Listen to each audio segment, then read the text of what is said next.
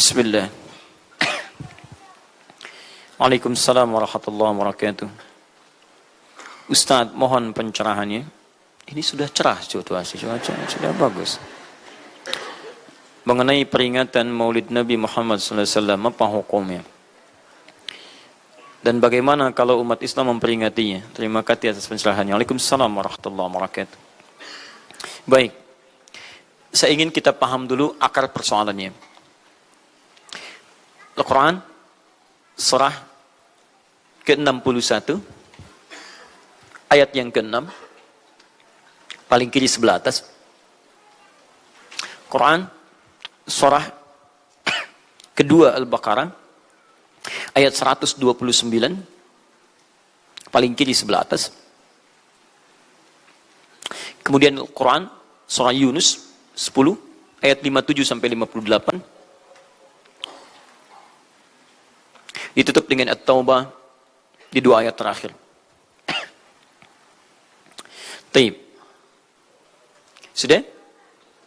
Sekarang saya ingin coba kita membiasakan dulu untuk menilai sesuatu dengan penilaian secara ilmiah yang bersumber pada dalil-dalil yang ada, tidak sekedar menganalogikan dan main tebak-tebakan. Itu nggak baik dalam menyimpulkan hukum. Ya. Bismillah. Sekarang secara akademis, secara ilmiah, membahas sesuatu oleh para ulama diposisikan dulu, dispesialisasikan dulu dalam bentuk ta'rif namanya, definisi. Jadi kalau Anda ingin membahas sesuatu, kita harus sepakat dengan definisinya dulu. Ya, disebut dengan ta'rif. Ta'rif ini harus punya sifat jami' mani'. Jami' menghimpun semua unsur yang akan didefinisikan. Mani' mengeluarkan segala hal yang tidak terkait dengan definisi, sehingga pembahasan kita akan fokus pada hal yang akan dibincangkan. Awas, hati-hati. Kita ingin berbicara tentang sesuatu, tapi kita tidak sepakat dengan definisinya. Bagaimana bisa menyimpulkan hukumnya? Dan kelemahan orang-orang sekarang, ketika berbicara hukum, dia tidak tahu apa yang dibincangkan. Sekarang misal, kita akan bertanya tentang maulid. Apa hukumnya maulid? Kita harus sepakati dulu apa itu maulid. Kalau antum paham tentang definisinya, maka keluarkan turunan hukumnya. Maka lebih mengerti di situ. Nah sekarang maulid, apa itu maulid? Sekarang begini, maulid atau maulud? Mana yang benar? Bukan Allahu a'lam, harus dicari kita. Mana maulid atau maulud? Antum sibuk menilai, ini maulid tidak benar. Oh, jadi yang benar maulud. Maulud juga tidak benar. Masya Allah. Apa maulid, apa maulud? Baik, lihat. Kalau disebutkan maulid, itu waktu kelahiran. Waktu kelahiran. Awas, hati-hati nih ya, hati-hati.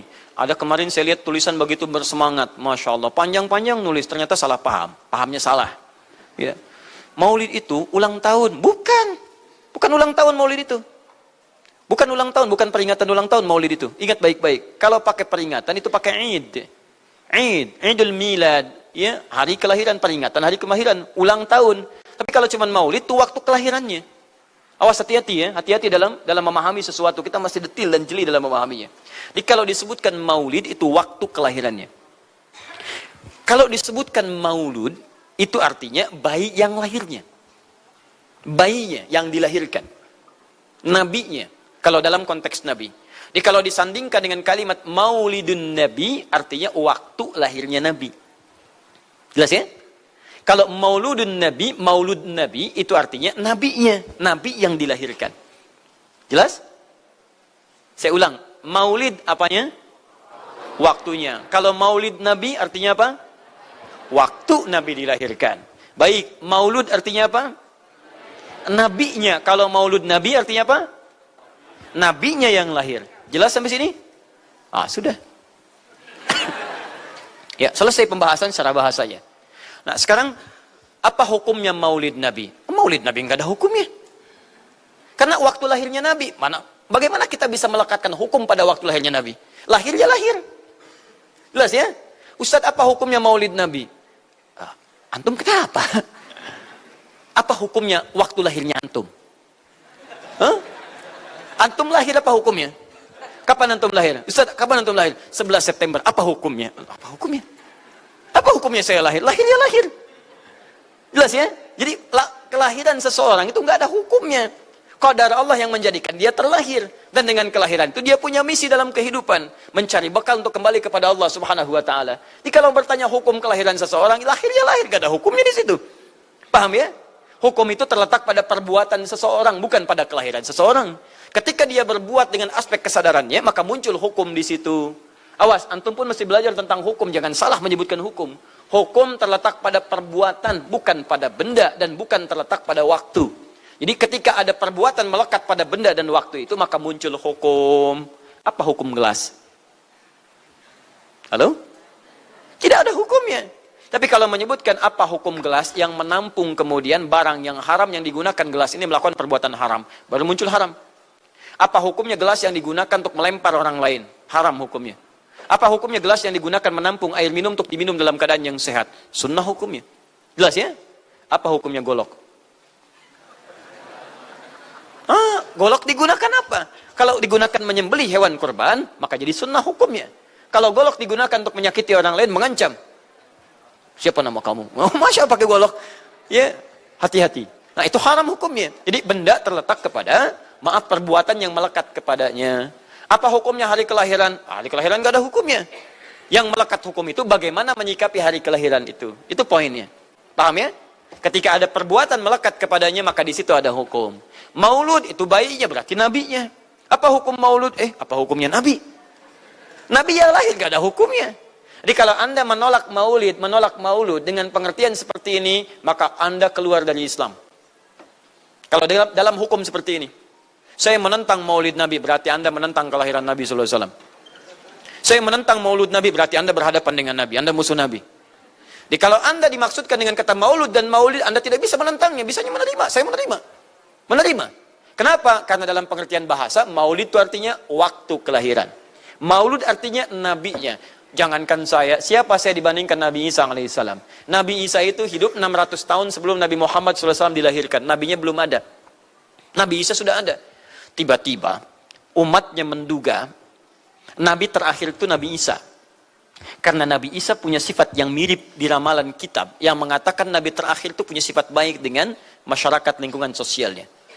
Dan Nabi Isa itu lembut luar biasa. Jangankan pada manusia, pada hewan pun itu lembutnya luar biasa. Jalan dengan muridnya. Di perjalanan kemudian ada aliran anak sungai melihat bangkai hewan. Sudah jadi bangkai, baunya luar biasa. Kata muridnya, guru, bau sekali bangkai ini. Kata Nabi Isa alaihi salam, Al-Masih, yang disebut oleh sementara orang dengan Yesus, itu Nabi, bukan Tuhan. Nabi beliau mengatakan, kata Nabi Isa, perhatikan, begitu putih sekali dan bersih giginya. Kata muridnya, Tuan Guru, kenapa Anda mengatakan demikian? Kata Nabi Isa, karena manusia hanya akan menyampaikan apa yang ada dalam benak pikirannya. Jadi kalau pikiran Anda kotor, Anda akan melihat bangkainya saja. Tapi kalau pikiran kita baik, kita akan mencari yang terbaik dari hewan itu. Bukankah dia ciptaan Allah? Bukankah dalam setiap ciptaan ada hikmah dan kebaikan? Perhatikan bagaimana putih bersih giginya. Jadi kalau bangkai saja bisa menjaga kebersihan gigi, kenapa kamu yang masih hidup tidak mesti? Ya minimal kamu jaga perasaan. Minimal jaga perasaan, kan? Tapi itulah luar biasa. Di sini sering diambil hikmah bahwa teko akan mengeluarkan isi tekonya. Isinya kopi, keluar kopi. Isinya air bening, keluar bening. Isinya susu, keluar susu. Demikian juga kita. Bayangkan, Nabi Isa bukan hanya pada manusia. Pada hewan yang telah jadi bangkai pun, itu mohon maaf, kalimatnya dan sikapnya begitu indah, luar biasa. Maka diduga oleh kaumnya itu Nabi dan Rasul yang terakhir. Saat mendengar kalimat itu, kata Nabi Isa, bukan saya. Nabi terakhir punya sifat sama seperti saya dalam hubungan dengan makhluk. Jadi bukan cuma dengan manusia, dengan hewan, jangan sakiti. Kalaupun menyembelih, jangan sakiti hewannya. Makanya Nabi ini akan memberikan isyarat-isyarat yang sangat indah. Masya Allah. Pada tumbuhan, dia jaga. Tapi Nabi yang terakhir ini punya keunggulan yang tidak bisa disaingi oleh Nabi-Nabi lainnya. Apa itu? Ibu bapak sekalian, tingkat kedekatannya dengan Allah luar biasa. Ibadahnya luar biasa. Dalam bahasa Arab, tingkat kebaikan yang terkait dengan makhluk secara sosial, itu kalau satu kebaikannya disebut dengan Mahmud. Tapi kalau banyak kebaikannya disebut dengan Muhammad. Tapi kalau hubungan dengan Allah, ya dengan Khalik, kalau punya tingkat hubungan yang baik, satu sisi saja disebut Hamid namanya. Hamid. Antum rajin tahajud, tapi belum konsisten puasa sunnah. Maka antum namanya Hamid. Perempuannya Hamidah. Misal ada perempuan namanya Wanda, pakai Hamidah. Wanda Hamidah. Ya. Itu artinya yang dekat dengan Allah. Jadi kalau ada yang namanya wanda hamidah, jauh dari Allah, ya, kemudian pendapatnya menyimpang dari ketentuan Allah, mesti diingatkan. Anda hamidah, Anda dekat dengan Allah, maka tidak layak mengeluarkan statement yang tidak sesuai dengan hukum-hukum Allah Subhanahu wa taala. Ya, Hamid, awas, Hamid, nama Anda Hamid. Misal namanya Fahmi, Masya Allah, Hamid Fahmi Zarkashi, Masya Allah. Itu artinya hubungan dekat dengan Allah Subhanahu wa taala. Perempuannya Hamid, laki-lakinya Hamid, perempuannya Hamidah, Masya Allah. Paham sampai sini? Kalau bentuk superlatif, banyak ibadahnya, tahajudnya, sedekahnya, puasanya, segalanya, maka Masya Allah berubah kalimatnya. Dari kata Hamid jadi Ahmad. Ahmad. Maka Nabi Isa tidak menyebutkan kalimat Muhammad, tapi menyebutkan kalimat Ahmad. Karena kalau disebutkan kalimat Muhammad, nilainya serupa dengan beliau. Punya nilai kebaikan yang sama. Nabi Isa baik pada hewan, Nabi Muhammad baik pada hewan. Kata Nabi, lihat, kalau Nabi Isa sudah jadi bangkai, Nabi Muhammad ketika hewan akan disembelih pun, disembelih, kata Nabi jangan sakiti dalam penyembelihannya. Tajamkan dulu pisaunya. Ketika menyembelih, jangan lakukan berkali-kali. Kata Nabi, tajamkan, begitu anduk kemudian sembelih, seketika selesai. Cari urat yang membuat cepat darahnya keluar. Nabi itu. Dan dalam menajamkan itu, antum jangan memperlihatkan depan hewannya. Tidak boleh. Kandidat selanjutnya, siap-siap ya. Masya Allah, tidak boleh. Oh, saat kurban tuh. Kadang suka lupa antum tuh. Ya, dibawa sini, ini masih begini-begini tuh. Itu menyakiti hewan secara fisiologis. Nggak boleh, nggak boleh. Ya, awas. Ya, tayyib. Tumbuhan, lihat. Tumbuhan.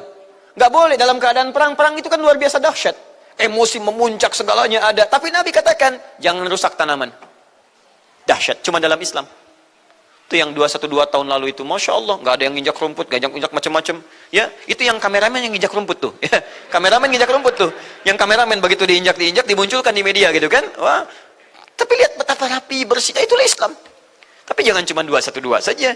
Ya, 312, 412, 484 dan sebagainya. Jadi, semua yang ada setiap hari kita jaga. Ada tumbuhan, jaga. Yang praktekkan negara lain. Di New Zealand ada tumbuhan, antum sedang ngidam, papa pengen daun itu, tunggu sampai jatuh. Nggak bisa diambil. Begitu diambil, denda. Padahal yang punya teorinya Islam. Tapi hubungan dengan Allahnya itu bukan Muhammad, tapi Ahmad. Makanya Nabi Isa mengatakan, wa mubasysyira bi rasulin ya'ti min ba'di ismuhu Ahmad. Saya kasih kabar gembira. Rasul terakhir bukan saya, tapi seseorang yang nilai ibadahnya lebih daripada saya. Jaminan surganya sudah ada, bahkan turun surah kepadanya, inna a'tainakal kautsar. Dirinya dijaga dari kesalahan, maksum, sifatnya luar biasa baik, tapi itu tidak menghentikan dia untuk mendekat kepada Allah dengan sifat yang luar biasa. Kata Sayyidah Aisyah di Al-Bukhari, nomor hadis 2010 sampai 2012, ya Rasulullah, alam takun ma'suban, alam takun madmunan, lima hakadha. Kenapa sampai bengkak-bengkak begini Anda tahajud? Bukankah Anda dijamin masuk surga? Dijaga dari kesalahan.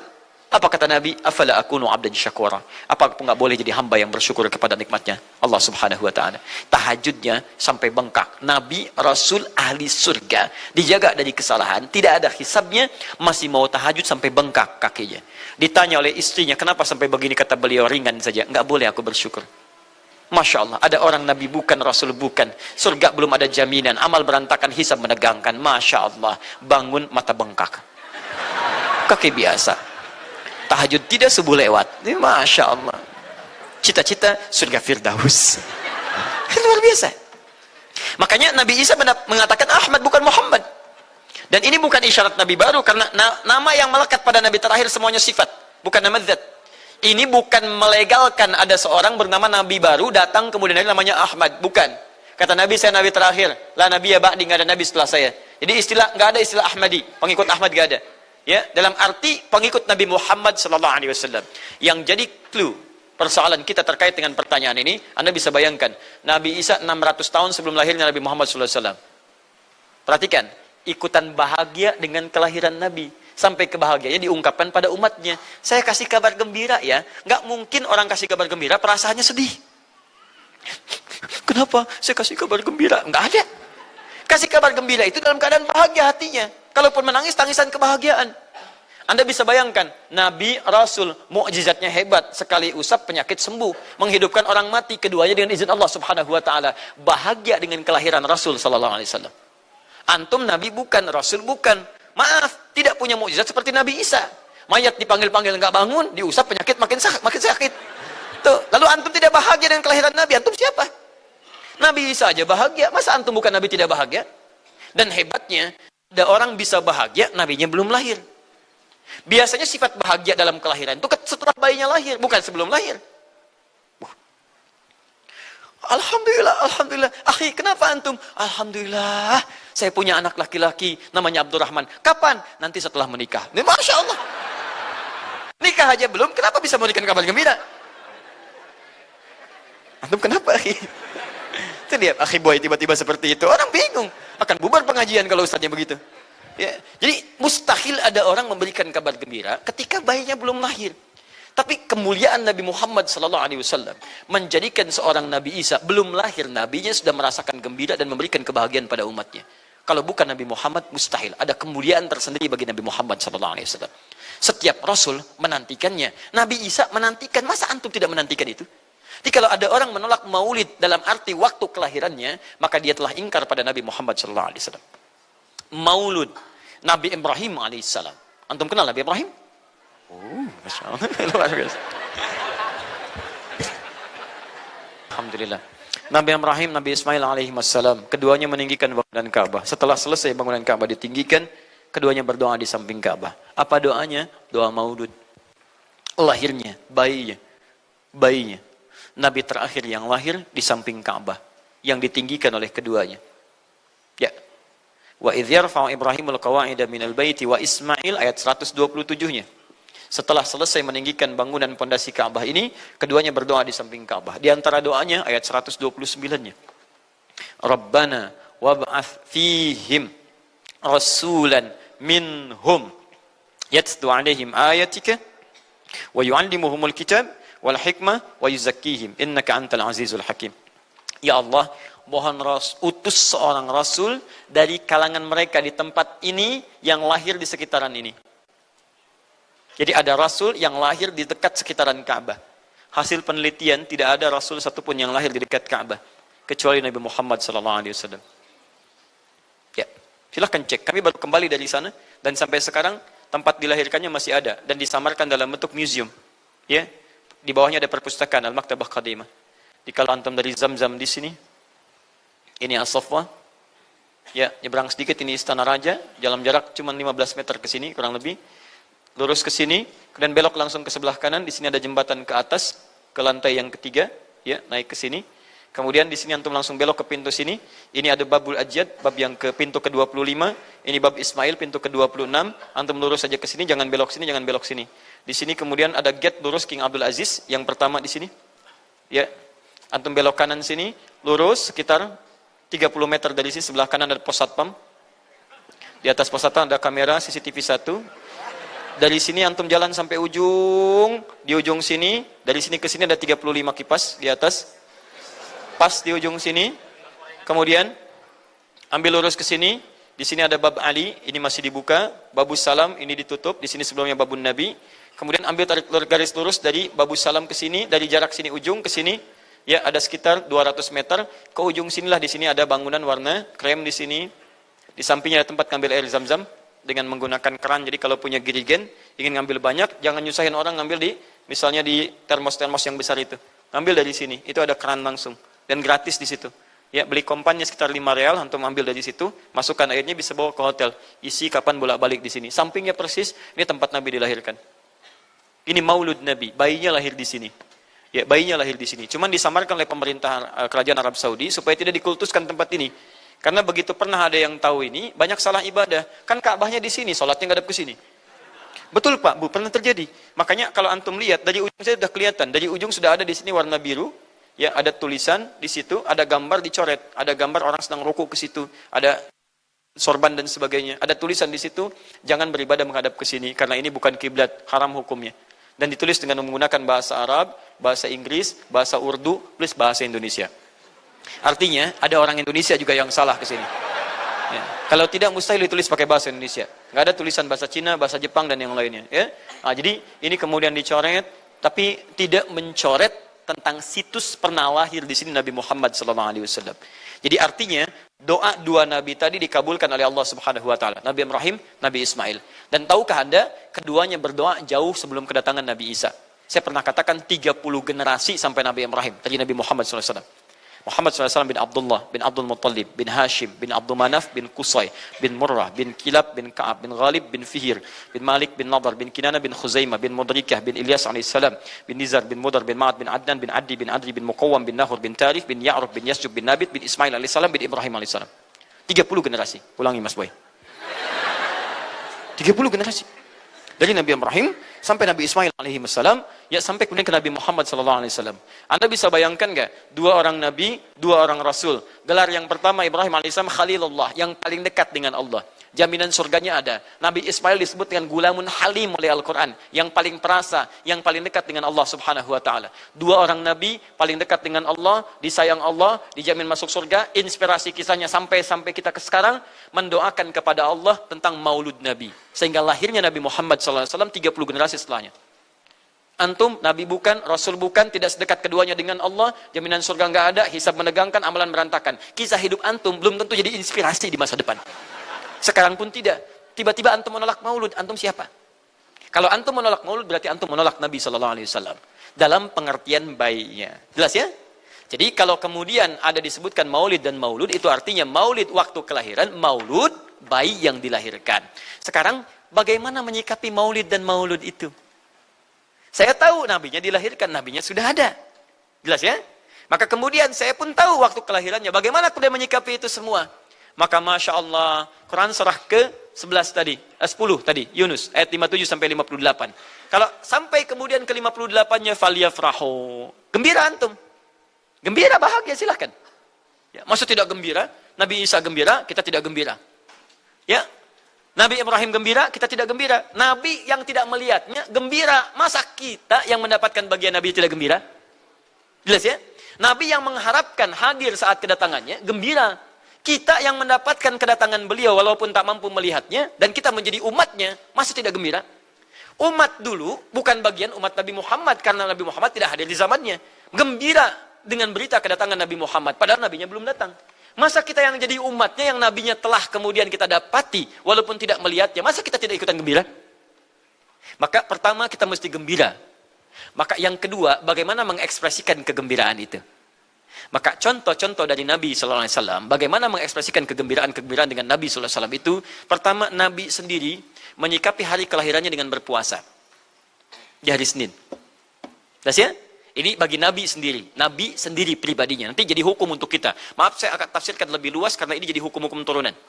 Ketika Nabi puasa di hari Senin ditanya, ya Rasulullah kenapa engkau puasa? Kata Nabi, dzaka yauma wulidtu, bima makna. Ini adalah hari aku dilahirkan. Hari aku dilahirkan. Jadi ini hukum kelahiran. Kalau antum misalnya masuk pada hari dilahirkan, boleh antum ikuti sunnah Nabi SAW. Apa sunnahnya? Puasa. Puasa. Kenapa puasa? Nabi SAW mencontohkan puasa. Hari Senin beliau puasa. Ketika antum puasa Senin, bukan cuma puasa sunnah, tapi ada nilai di situ. Nah, kalau hari lahirnya antum bertepatan dengan hari yang tidak diperkenankan puasa, seperti Jumat misalnya, hari kita bahagia, maka kata para ulama, ambil hikmah dari nilai puasa itu. Puasa itu kan 2 hikmahnya. 1, meningkatkan ibadah yang baik. 2, mencegah maksiat. Silahkan cek, bukankah saat puasa ibadah antum meningkat? Silahkan cek, saat puasa. Jangankan yang fardu, yang sunnah dikejar kan? Jangankan koran yang dibaca, Al-Quran dibolak-balik. Maksiat ditekan, tidak ada orang puasa maksiat. Tidak ada. Ya, bahkan pelaku maksiat pun saat puasa, libur maksiatnya. Minimal takut batal puasanya. Jangankan maksiat, maaf, mencela orang pun dia tahan, berdusta dia tahan. Jam 5 bu, tinggal 1 jam mau buka, dicela orang habis-habisan. Nggak balas dia. Kenapa nggak balas? Kan biasanya antum keras. Habis maghrib, habis maghrib, luar biasa. Habis maghrib tuh, begitu maghrib lupa, habis maghrib lupa. Ya kenapa? Dia jaga. Jadi hikmah orang puasa itu kalau sudah puasa, ibadahnya meningkat, maksiatnya hilang. Jadi kalau antum ikut rajin puasa, ibadah tidak meningkat, maksiatnya tetap ada. Ada yang salah dengan puasa antum. Makanya ketika datang hari kelahiran, sebetulnya yang paling tepat, kalau antum bertepatan dengan waktu-waktu sunnah puasa, antum puasa. Senin, antum puasa. Tapi kalau tidak bertepatan dengan waktu itu, hikmah puasa yang antum ambil. Antum koreksi diri sampai dengan hari kelahiran itu, berapa banyak ibadah sudah antum kumpulkan, berapa maksiat antum harus tangisi. Itu hikmah terbesarnya. Bukan rame-rame. Tiup lilinnya. Masya Allah, lilin ditiup, maksiat terus muncul. Apa faedahnya? Kasihan lilin tuh, udah dibakar, ditiup, dengan antum yang salah. Paham ya, teman-teman sekalian? Nah, sekarang bagaimana para sahabat menyikapi kelahiran Nabi sallallahu alaihi wasallam, kedatangan Nabi sallallahu alaihi wasallam, dan menyikapi keberadaan Nabi sallallahu alaihi wasallam? Bukan cuma lahirnya, tapi setiap kedatangannya. Nabi datang dari Madinah, dari Mekah ke Madinah disambut oleh para sahabat yang ada di sana. Nabi datang dengan perang Tabuk, dari perang Tabuk disambut oleh para sahabat di sana. Tala al-badru alaina min thaniyatil wada'i, wajaba syukru alaina bada'alillahi da'i. Masya Allah, disambut dengan madid. Bukti kesenangan mereka kepada Nabi sallallahu alaihi wasallam. Ada yang memuji Nabi sallallahu alaihi wasallam seperti Hasan bin Thabit, buat puisi-puisi memuji Nabi. Seperti Zuhair bin Abi Salma, tadinya musuh Nabi, begitu masuk Islam memuji Nabi sallallahu alaihi wasallam. Ada yang lagi kemudian menghormati Nabi dengan kedatangannya, dengan mengikuti Nabi kemanapun. Nabi mencontohkan, amalkan. Nabi mengajarkan, ikuti. Masya Allah. Begitu Nabi meninggal, diabadikanlah kemudian nilai-nilai penghormatan itu. Ada yang menulis sejarah tentang Nabi. Ada yang menulis pujian kepada Nabi dalam bentuk sholawat. Ada yang menulis tentang amalan-amalan Nabi. Ada yang menulis tentang pengajaran-pengajaran Nabi. Dikumpulkan dan sampailah itu kemudian kepada kita semuanya. Dan itulah cara terbaik menyikapi tentang maulud dan maulid. Apa cara terbaiknya? Keluarkan ayat-ayat Qur'annya. 1. Quran surah ke-33 ayat 21-nya. Laqad kana lakum fi Rasulillahi uswatun hasanah. Sungguh ada pada diri Nabi sallallahu alaihi wasallam suri teladan terbaik untuk kita. Maka jika antum misalnya hadir momentum kelahiran Nabi sallallahu alaihi wasallam, maaf, biasanya kalau ada momentum-momentum tertentu orang bersemangat untuk mengingatnya. Silahkan cek. Hari pahlawan, ingat para pahlawan. Hari pahlawan berakhir, tidak ingat lagi. Hari kemerdekaan, ingat sampai pinang dipanjat-panjat. Ya, begitu dipanjat, kenapa panjat pinang? Masya Allah, menghormati pahlawan. Hari pahlawan sampai naik panjat pinang. Luar biasa. Ada yang tarik tambang, ya, menghadirkan energi para pahlawan. Antum bisa bayangkan, momentumnya ada, begitu hilang itu semua, tiba-tiba hilang lagi kemudian ingatan kita. Artinya, selalu ada momentum untuk mengajak kita mengingat sesuatu. Begitu Ramadan, ingat lagi amalan. Hilang Ramadan, hilang lagi kemudian amalan. Nah, jadi apa yang terbaik dihadirkan? Ketika ada momentum itu, maka para ulama kemudian mencoba untuk menampilkan nilai-nilai tadi untuk mengembalikan kita pada tuntunan Nabi sallallahu alaihi wasallam. Maka ditulislah kemudian sirah-sirah Nabi, disampaikan untuk mengenalkan Nabi Muhammad sallallahu alaihi wasallam. Mumpung mereka ingat, disampaikanlah pengajaran-pengajaran tentang Nabi, disampaikan ada pujian-pujian salawat kepada Nabi. Kalau yang dimaksudkan tentang nilai-nilai ini, maka dari dulu sudah ada. Sudah ada. Dan yang sudah ada ini tidak dibatasi dengan waktu. Bukan muncul Rabiul Awal saja. Rabiul Awal ke Safar, datang lagi itu. Safar sebelumnya Safar, Rabiul Awal, kemudian ke Rabiul Akhir, muncul itu. Ke Jumada, muncul itu. Jadi maulid itu tidak dibatasi dengan waktu. Setiap waktu itu maulid. Maulud tidak dibatasi dengan waktu. Setiap waktu itu maulud. Tapi kalau ada momentum bersamaan dengan waktu kelahirannya, kemudian kita hidupkan untuk mengenal kepada Nabi, dalam bentuk yang tadi disunahkan dalam Al-Quran dan Sunnah, itu tidak ada masalah. Yang ada masalah itu adalah ketika menghadirkan hal-hal yang bertentangan dengan Al-Quran dan Sunnah Nabi Sallallahu Alaihi Wasallam. Misal, maaf, dulu orang sudah terbiasa mengkaji tentang Nabi, menyampaikan risalah Nabi. Kemudian diisi misalnya, maaf dengan hal-hal yang bertentangan dengan keadaan-keadaan Nabi. Misal, saya ingin mengajarkan tentang Nabi, tapi ketika mengajarkan tiba-tiba mengatakan pada saat ini Nabi pun datang bergabung bersama kita. Itu yang tidak kita sepakati. Jelas ya? Misal yang kedua, antum nih, mohon maaf, kerja di instansi. Bertepatan dengan Maulid Nabi, kita adakan peringatan. Padahal antum cuma ingin mengeluarkan anggaran saja dari situ. Itu bid'ah. Bid'ah. Mengeluarkan anggaran, sekedar hanya ingin dapat anggaran untuk dalam momentum Maulid Nabi, itu yang bid'ah. Maulid bukan makan-makan. Jadi kalau antum mengadakan Maulid Nabi hanya sekedar untuk makan-makan, itu yang bid'ah. Tapi kalau antum ingin belajar menghadirkan momentum itu untuk mengisi ta'lim, sama aja dengan ta'lim kita sekarang. Apakah ada hadis Nabi mengatakan ta'lim khusus di hari Ahad jam 8 pagi sampai jam 10? Tidak ada. Di ta'lim kita bid'ah ini. Jadi kalau antum pahami setiap yang tidak ada contohnya itu bid'ah, Masya Allah, maka akan ada banyak bid'ah dalam kehidupan. Mushaf itu bid'ah, karena nggak ada contohnya zaman Nabi Sallallahu Alaihi Wasallam. Antum dari ujung kepala sampai ujung kaki itu bid'ah, karena antum tidak ada di zaman Nabi Sallallahu Alaihi Wasallam. Ya, jadi jangan langsung menilai bahwa setiap maulid itu bid'ah. Bukan.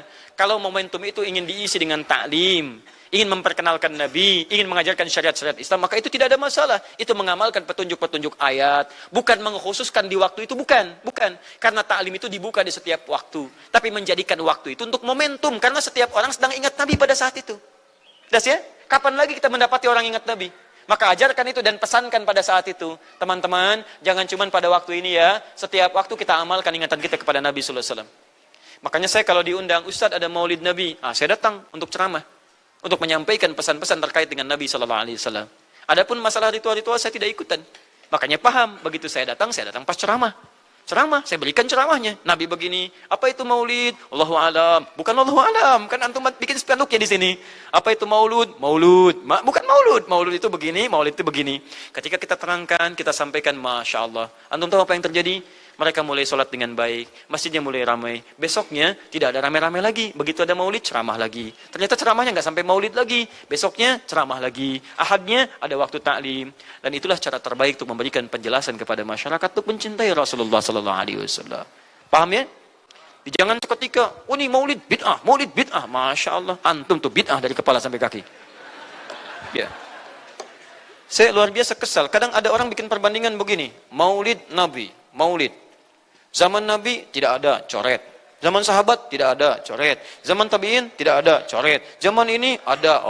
Lalu diserupakan lah yang ikut-ikut ke sini. Antum kalau mengamalkan hukum seperti ini fatal. Zakat pakai beras.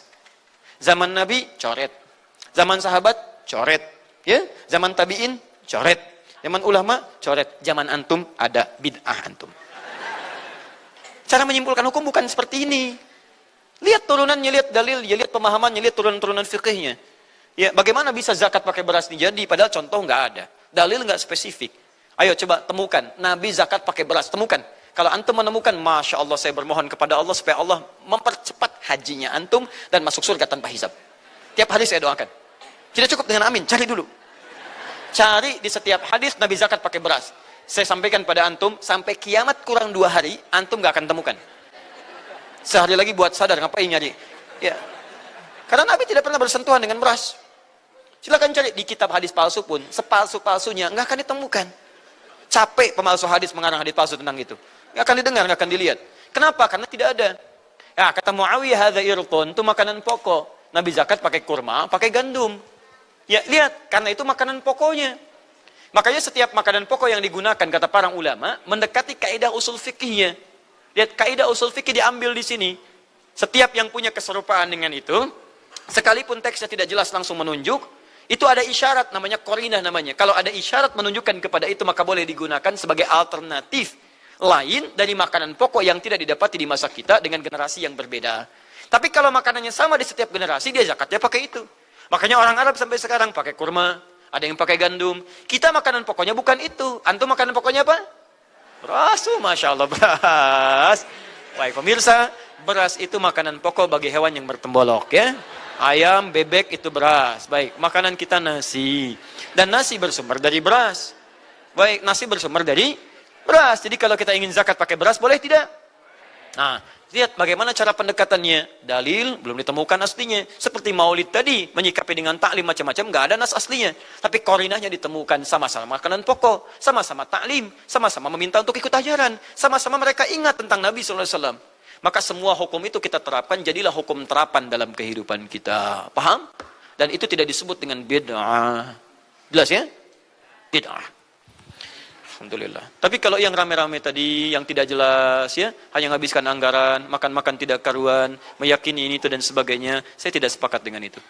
Saya tidak sepakat. Allah Ta'ala alam bisawab.